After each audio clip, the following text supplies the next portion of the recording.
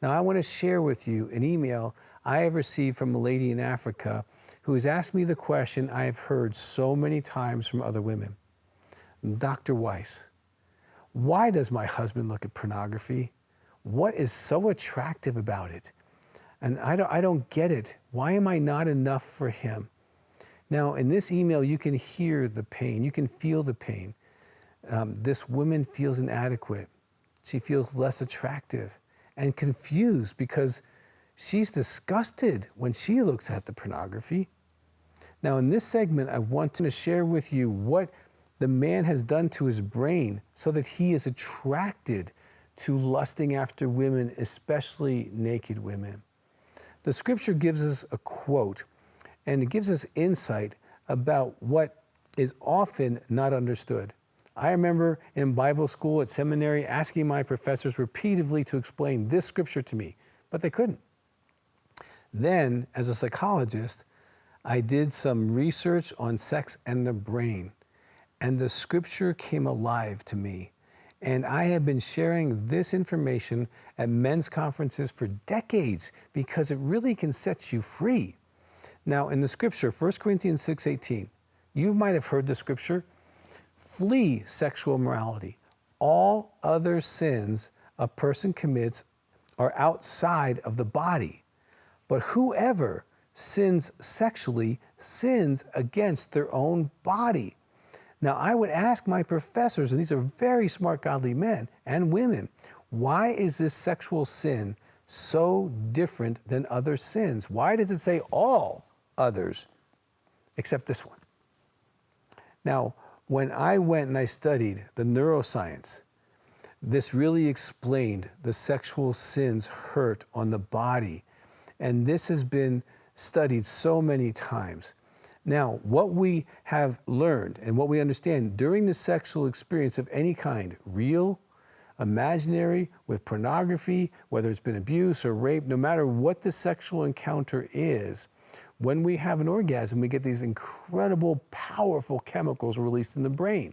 Actually, it's the most powerful chemicals your body releases for anything. It literally attaches and glues and hungers and craves for whatever that experience was, real, imaginary, pornography, and even if it was abuse. Now remember, God's design for sexuality was marriage, so that this glue would actually help you desire and connect and want your spouse. They would look better than anybody else on the planet because of this neurological attachment. You'd be so glued to them that you wouldn't desire anybody else. That is what God designed.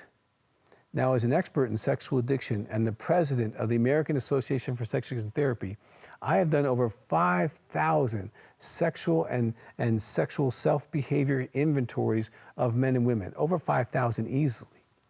So I'm not someone who's just sitting on a rock talking about something. This is what I do day in, day out for the last 35 years. Now, men with sexual addiction who struggle looking or lusting and checking out porn or checking out women, these guys who struggle in this area mostly started in their teen years. And they've done this thousands of times prior to marriage. And women don't know this, especially if they're Christian guys and you don't even know to ask, and they're not going to tell.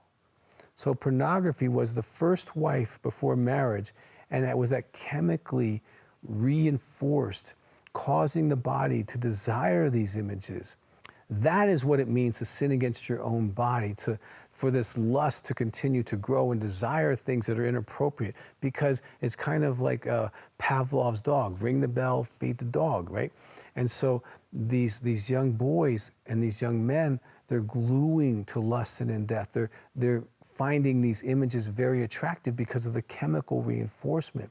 And this is a huge part as to why men and women find porn so attractive. They keep doing it even when it doesn't make sense. They keep doing it even when it's hurting their marriage. Now, this is a real battle, and men and women are fighting this alone, and they're not winning by the millions in churches all across the world. And if you don't believe me, go ask a pastor how many times he's had to deal with pornography or infidelity. Ask what the church is doing to help the situation. and ask what you can do to maybe help this situation. Wives suffer significantly in this situation. Now, I did a survey early in my career with 1,400 pastors in the 1990s, and they were asked the question, if someone would ask to lead a group on sexual purity, would they say yes or no? And it was in the high 90% that they would say yes. This is a war.